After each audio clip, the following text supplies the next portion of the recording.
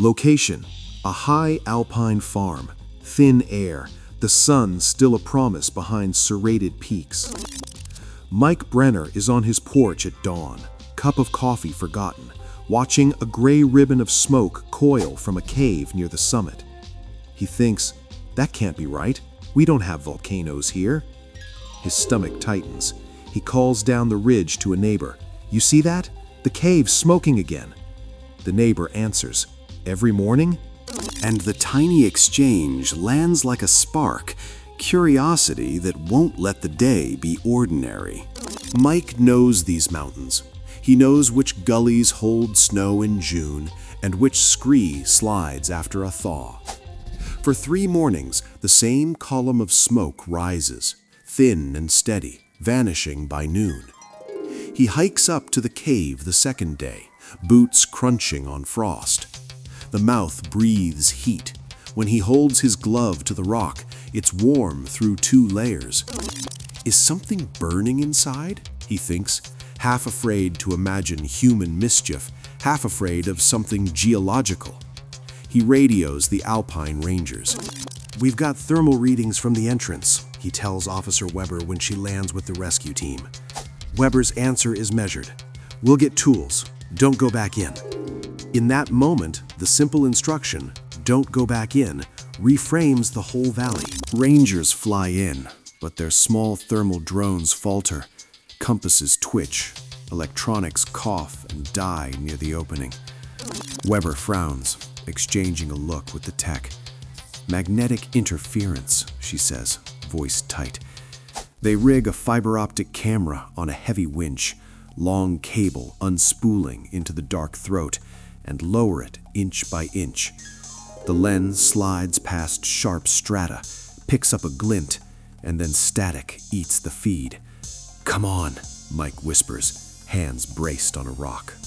When the picture clears, the monitor fills with orange, a wall of flame, not a campsite fire, but an inferno of coals and smoke that moves like something alive.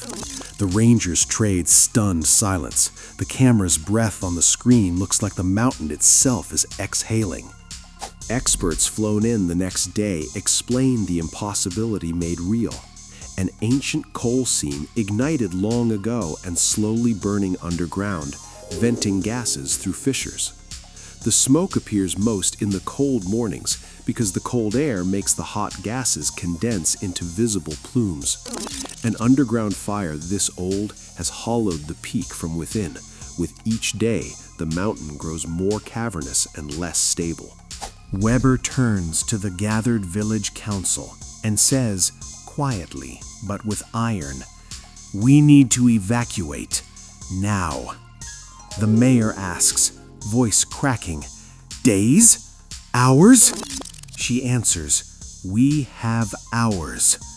Families pack in hush, dragging out quilts, medicine bottles, and old photos. Mike watches a neighbor lift a child into a car and thinks, we're leaving everything behind. The thought is heavy, but beneath it is a calm. They are moving because someone noticed. They move the village to temporary shelter in the valley. Drones monitor fissures. Geologists set up sensors and predict an imminent slope failure. Days later, a massive landslide, the exact collapse the models feared, roars down the hollowed flank and crushes the evacuated area. The houses where people slept are gone, no lives lost. Mike stands at the emergency command center when officials announce the good and bitter news: no fatalities. But the land is unsalvageable. In the weeks that follow, the government recognizes Mike publicly, arranges compensation, and offers him a new plot on safer ground, a small estate on a gentler slope, and a stipend for starting anew. The community mourns lost orchards and mending generations of memory. Yet they also celebrate the lives saved. Beyond rescue and recompense, the discovery reshapes policy. Alpine management teams begin mapping ancient coal seams.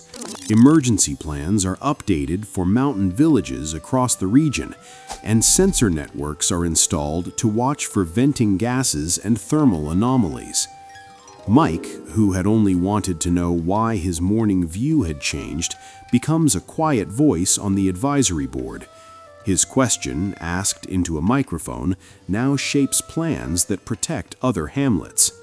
He sometimes stands looking up at the scar on the summit and thinks of the oddness of luck, a daily ribbon of smoke that could have been ignored and instead became the hinge that saved a valley.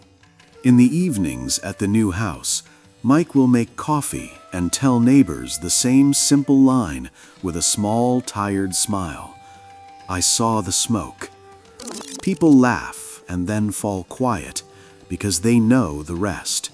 The promise that follows, to watch, to call, to act on small unease, becomes the real legacy.